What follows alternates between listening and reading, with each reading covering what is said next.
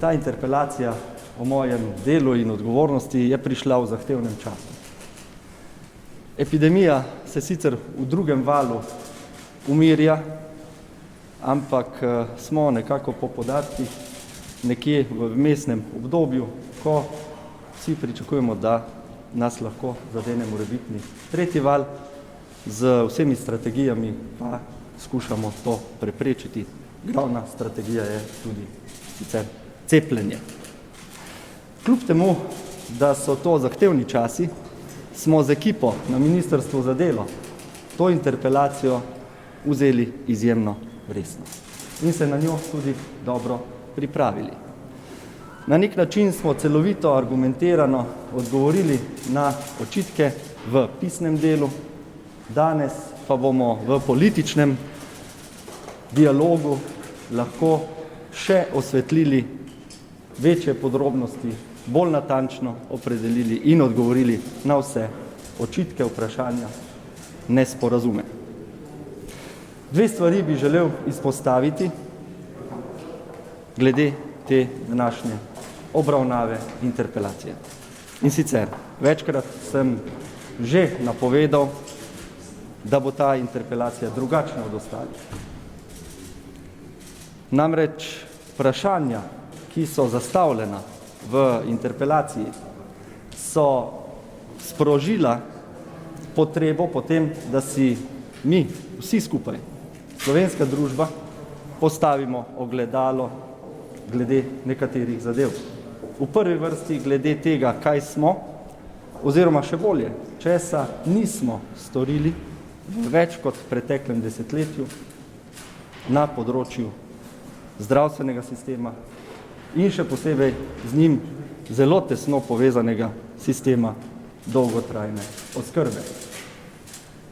To področje je bilo več kot desetletje zanemarjeno, podhranjeno in domovi za starejše oziroma vsi socialno-varstveni zavodi so to korona epidemijo pričakali na kolenih, finančno, kadrovsko in prostorsko izčrpani.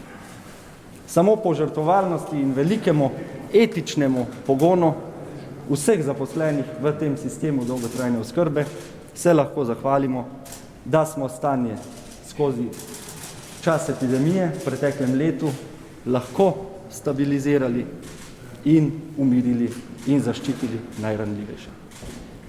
Še na drugem področju si bomo danes morali postaviti ogledalo in upam, saj moj namen je tak,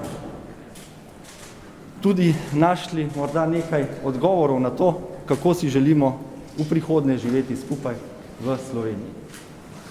Ob nekaterih odločitvah mojega ministrstva, tu mislim konkretno predvsem javni razpis za pomoč ranljivim skupinam zaradi psihosocialnih stisk med epidemijo, se je pojavilo toliko sovražnega govora, napadov, diskreditacij, lažnih novic in očitkov, da menim, da je to pokazalo na prehudo radikalizacijo tako političnega kot sicer družbenega diskurza.